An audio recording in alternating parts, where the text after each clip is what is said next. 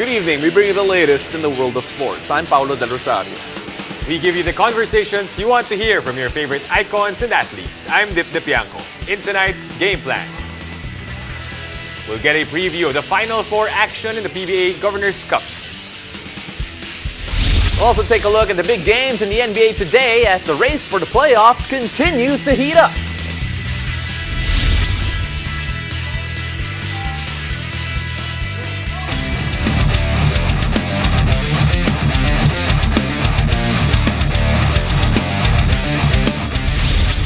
And the cast of the PBA Governors Cup semifinals is complete after the Meralco Bolts and the TNT Tropangiga advanced to the next round. Let's get a preview of the semis clash with basketball analyst Coach Mark Molina. Coach Mark, welcome to the game. First of all, the top four teams, nagamit nila yung twice to beat advantage. Was that sort of expected? Were they like cut above the rest in this matchup in the playoffs? Hindi nila ginamit. No need for an advantage because they were able to take care of business early. Of course, Meralco had the hardest time. They had to endure an overtime to beat Magnolia yesterday. You know, you take a look at that matchup, and again, with all due respect to Meralco, but a lot of people were looking at that matchup. Now, okay, ito siguro yung ma-extend, especially when you look at the teams on paper. Even though Meralco had the twice-a-beat advantage, on paper, we're saying that they were not the stronger team. Nagulat ka ba sa nangyari? And of course, that overtime matchup, parang instant classic. Well, not really surprised, but I was surprised in a way that I was really impressed with the resiliency of Meralco yesterday, with the way they won that game. They were down 7 with a minute and a half left, and they were able to, it was a 7-0 run to force the game into overtime. As you said, they've only lost one game with Hester, itong Magnolia. So they were a bit maybe slight favorites for me heading into yesterday, but and they were doing that. They were controlling the majority of that game, even at a 13-point lead in the third quarter. But the resiliency, the persistence of this Meralco team led by Chris Newsome was very impressive. Of course, props to Aaron Black for that winning shot. Right, let's zone in on those plays. No, Aaron Black getting that shot to send it to overtime, and of course Chris Newsome with a big game. Were those the two guys that you expected to lead itong Meralco to really get them that win yesterday? Well, Newsome for sure. Yeah. Aaron Black, he's had a fantastic confidence, so he deserved that shot. But Chris, I have never seen Chris play that way in the offensive end. The way he played yesterday. I think he hit like 5 threes in that game. And every time Meralco needed a basket, they went to Chris. It's either he dished off or he made the basket. He run the offense perfectly. 9 points in overtime. I'm talking about Chris Newsome to finish with 33 points, 11 rebounds, and 7 assists. He was also named best player of the game. But then Aaron Black will be like, I'm still the guy who got who pushed it into the OT. Now, moving on to the other matchup, not as close to TNT Tropangiga, demolishing the Phoenix Super LPG Fieldmasters after what was an incredible second half performance. Again, it felt like in the first 2 quarters, Phoenix were right there, but TNT remembered who they were and just really got the business done. Exactly. Halftime was close, but surprisingly close. But it's the depth of TNT is just phenomenal. They have a super import in Ronde Hollis Jefferson who had a triple-double.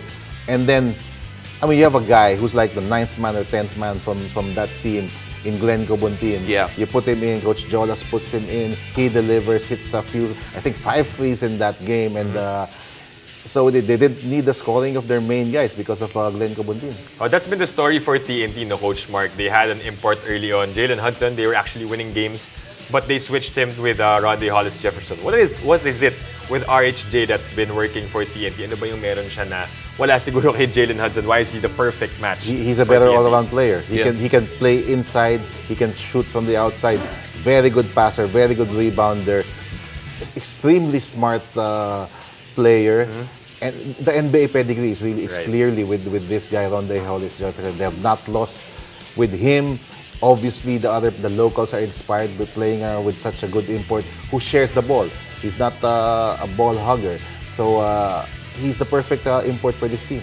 Well, the matchup is actually going to be between the two winners of the games yesterday. The Meralco Bolts and the TNT Tropangiga going up against each other. So when you take a look at Meralco and you take a look at the fact that they're the second best defensive team this conference, it's one thing to say that, okay, you've been doing it very well for the entire elimination round, sure, but now, hey, contain Rondé Hollis-Jefferson and all he does. Because he's not just a scorer, as you mentioned, a great all-around player. They're gonna need defense because there's no way Meralco can match up with the firepower of TNT. Their bench is so deep. They have so many scorers there. And then, of course, they have a very good import. KJ McDaniels is also a top import, a best import candidate as well.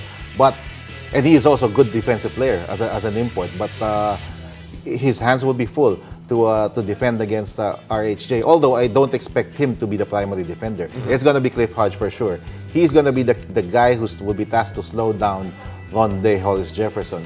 And that's going to be a tall order for a guy like Cliff Hodge. That's on the defensive side for Meralco. But do you think it should be Chris Newsome still spearheading the offense for Meralco, or do they need to ask someone else to actually help them out in terms of scoring? So yung nakikita mo. Chris will be running the show. I don't expect him to score 30. Yeah. He scores maybe his usual numbers, 15, 6 rebounds, 7 assists. But they're going to need a lot from Alain Maliksi. Yeah. Because they will need to score against TNT, because TNT ran up 132 points yesterday, and Jason Castro and Mikey Williams, they were not even their usual selves in that game. So this is high-octane, high-powered offense. You're going to need offense to beat them as well. Defense alone will not do it. So they need Bong Quinto, they need Alain Maliksi, they need Aaron Black, they need Chris Banquero, they need their bench, because this is a very deep TNT lineup. Maybe they need Jay Godario, the friend of our show. But of course, that is one matchup. Again, the games will be happening in the United Center in Antipolo. Happening tomorrow, actually. So the first game will actually be between the other matchup in the semifinals between the San Miguel Beermen and the Barangay Ginebra San Miguel. Two titanic clashes there scheduled on your screen for you. The tip-offs at 3 p.m. for the first game, second game at 5:45.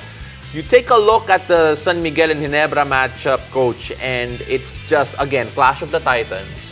These two teams have been fantastic in spurts. Obviously, they've been top the entire conference. You take a look at this, I don't think it's easy enough to pick a favorite between these two. I agree. This is practically a toss coin. There's no Junmar, there's no Japet Aguilar. So that practically cancels them each other out. San Miguel was playing very well, and they're still playing very well without Junmar Fajardo.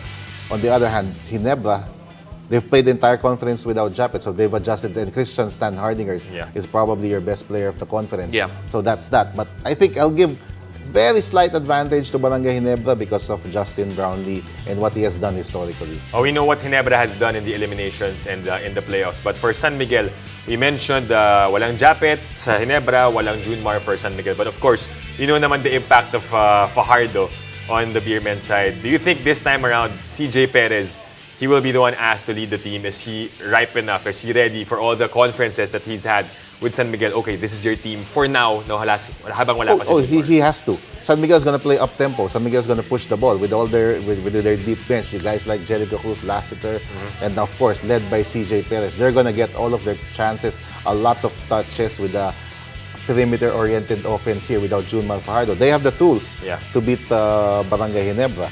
So but it has to start from CJ Perez. And of course, again, just to reiterate, the matchup between San Miguel and Barangay Ginebra will be happening tomorrow first at 3 p.m. at the United Center in Antipolo, and we can't wait to see you all there. The second game, of course, will be between Meralco Bolts and the TNT Tropang Giga. Now, Coach Mark is not going away, because after the break, we'll break down the latest results in the NBA regular season. Stay tuned. You're watching The Game.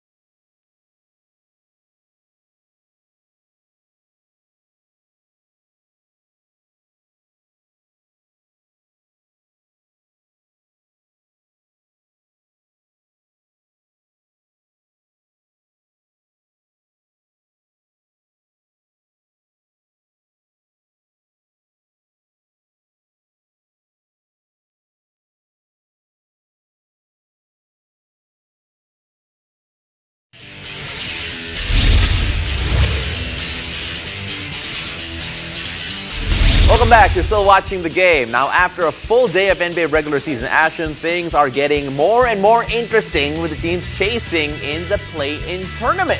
Now, still with us to talk about today's latest is basketball analyst Mark Molina. Coach Mark, why did the Lakers win today? Okay, too many people are happy in the studio. 122 to 111 in favor of the Los Angeles Lakers against the Phoenix Suns. Again, I think we have to emphasize, Coach, how important each and every win is right now for the Lakers. Very important, and not just the win. Very impressive win for the Lakers. I think this was their most impressive win since they shook up this team. Yeah. We're seeing a new Lakers team. This is a deeper team without LeBron. Although we know that Phoenix did not have Kevin Durant, but to beat a team like Phoenix without LeBron, impressive. The way Anthony Davis and of course the new kid on the block was getting all the props in Austin Reeves. Yeah. Do you think si Austin Reeves deserves the MVP chance? He's been getting a lot of it throughout this entire week, right? Because, I mean, Lakers, they have been winning with the help of Austin Reeves. Well, he said he's patterning his game with like a James Harden, getting all of those free throws. And he's playing in that level, at least in the last 3 or 4 games, Austin Reeves. He's been the guy, and he's become a great facilitator without LeBron. Yeah. So that's what he has brought to the Lakers. But to me, silent hero for the Lakers is Jared Vanderbilt. With the way he's playing defensively, he allows guys like Anthony Davis to defend the weaker offensive player in the front line because of his versatility as a defensive player. So fun to watch the Lakers, and we'll see if they will be able to make it in the play-in tournament. But if Pao asked, why did the Lakers win? My question is, why did the Mavericks lose naman to the Golden State today? Oh, bakit nga ba? Bakit nga ba? Coach Mark will explain to us what happened. What happened there? They got the free 2 points in the third quarter. I didn't see it, but I saw the clips. I think Dallas thought they had ball possession, but it was with the Warriors, and the Warriors made an uncontested layup. Again, lost by 2. There it is, 127 to 125, and Steph Curry and the rest of the Warriors are still trying to may inch their way back into relevance in this playoff race. It's still a long way to go. Doesn't feel like it though, right? It just feels so quick. Now, we're going to bring up the standings in just a bit, just to show you how bunched up all the teams are in the NBA, in the Western Conference in particular. Because this is the reason why we are all stressed out every morning, okay? You take a look at this, and 7 to 10, actually, you go to... Even 6. Yeah, 6. You go from 4 to 10. That is a very small margin of error. 3 games separate those positions. And I don't know who wrote this segment, but number 11 is the Utah Jazz. We're right there too! We're right there too! That's how close we all are. But Coach, you take a look at this, it adds so much more pressure and entertainment. Just how great is it for NBA fans to watch all of this action, that type of scenario, here late in the regular season, when in the past, before the play-in, we never really had this. It's unbelievable. In the play-in, whoever thought of this idea is a genius. Because of that, the jockeying for position for number 6 has become very important. And then the 7, 8, 9, 10 has also had some relevance here. And now the teams at number 11 and 12, which had no chance at this point in previous seasons, are still looking for a chance to be in the play-in. So it's a fantastic addition here to the NBA season. Right. Of course, we're going to take a look at the Los Angeles Clippers as well. We talked about the standings, dikit-dikit nga sila. But do you think, Coach Mark, moving forward, how will they do in the rest of their games, knowing that Paul George is going to be sitting out for the next 2 to 3 weeks? Well, they've been playing a lot of games without Paul George, but the Clippers have not been very consistent because of injuries. Kawhi in and out, Paul George in and out. I think Paul George will be out probably until the end of the regular season. Yeah. Right now, the Clippers are in that 4 or 5 position. You know what, if I'm the Clippers, I wouldn't mind going to number 6 and playing Sacramento than playing Phoenix at 4 and 5. Ooh, that's really interesting. And of course, since Coach Mark has been such a good friend of the show and a guest here, we're going to do him a little favor here. Can you please bring up the standings here for the Eastern Conference? Because yung team ni Coach Mark is the Philadelphia 76ers. Yes. And my, oh my, look at them, sitting at number 3, 49 and 23 in the season so far. And he believes that Joel Embiid is an MVP. Now, they defeated the Bulls 116 to 91 without James Harden. And Joel Embiid leaving early. As the resident Sixers expert, just how good are they this season? They are very good. Are they flying under the radar? They are definitely flying under the radar. All talk has been Boston and Milwaukee, and rightfully so, because Boston was in the finals last year. Milwaukee probably would have been in the finals last year if Middleton was not injured. They're getting all of the hype, but the Sixers are flying the radar. Only half a game behind. Nobody really thought that Philly would be this close to a top 2 position heading into this game. And you mentioned Joel Embiid. Hands down, he's going to be MVP this year. Right. This one, dapat without bias, you're going to answer this, Coach Mark. Do you think that the Sixers can overtake the Celtics in the remaining games, after the remaining games? Overtake? Yeah. They have to. Because if I have to be very truthful as well. Boston is a hard matchup for Philly.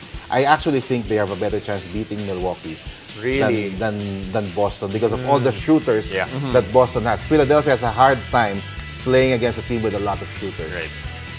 And that's why I think Philadelphia needs the home court advantage in the second round more than the Celtics.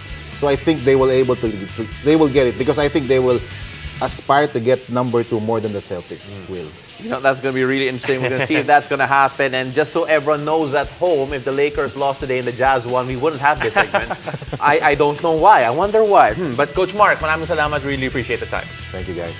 And after the break, we'll take a deep look at the heart of volleyball as Army Black Mamba goes heart to heart. Stay tuned. You're watching The Game.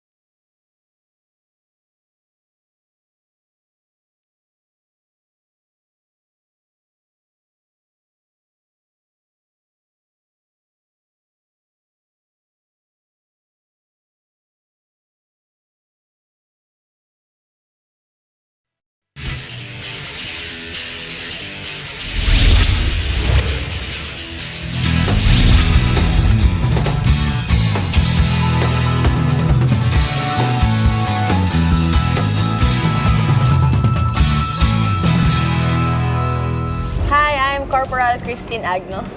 And I'm Private Ivy Perez.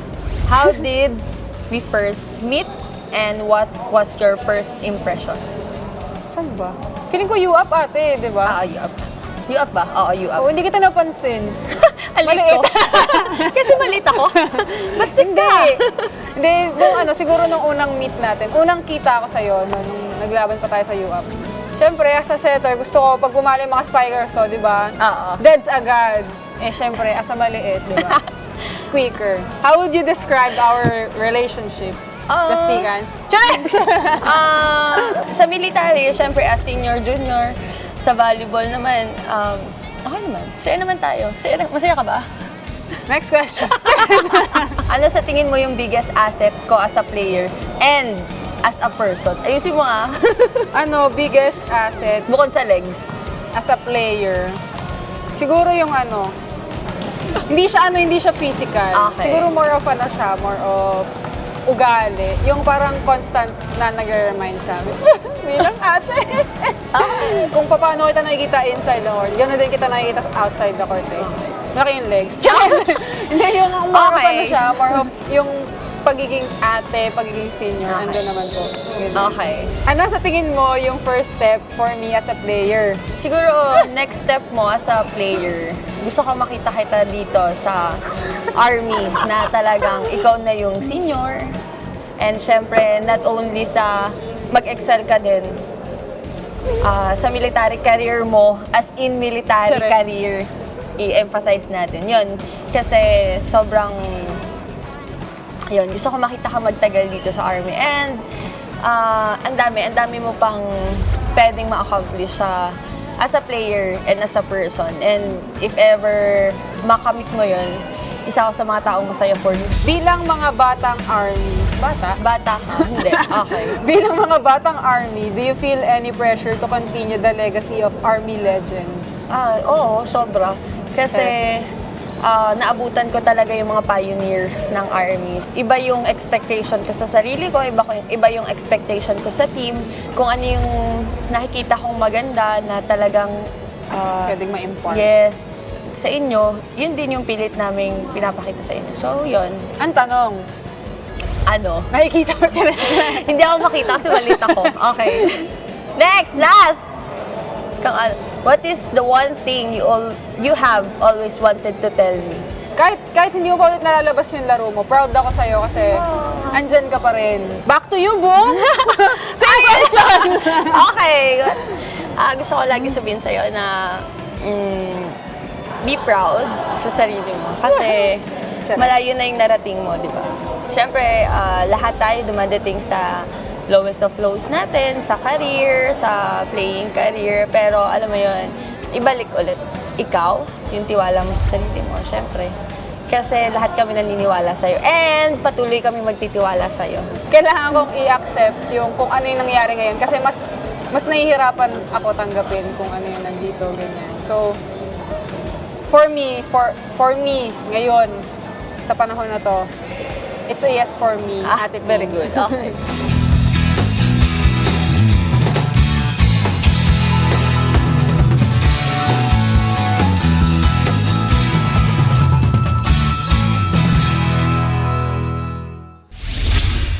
And thank you for joining us. I'm Dip Dipianco.